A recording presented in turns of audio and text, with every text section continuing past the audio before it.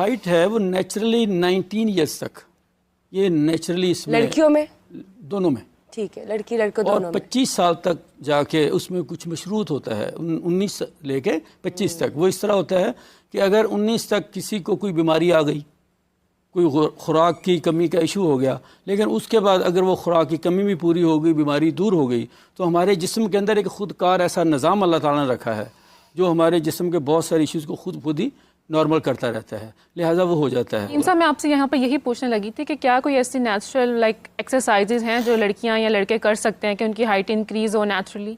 इसमें योगा एक्सरसाइज जो हैं उनका बहुत बड़ा रोल होता है, क्योंकि जो रीढ़ की हड्डी है इसमें जितनी फ्लेक्सिबिलिटी आएगी, जितनी इसमें एक लचक आएगी, उतना हमारा कद बढ़ेगा। स्ट्रेचिंग एक्सरसाइज क्योंकि हमारे जिस्म की जिसे पिलर नहीं कहते, मेन पिलर जो है वो हमारी रीढ़ की हड्डी है। तो अगर इसमें जितनी तकवीयत आएगी, कितनी इसमें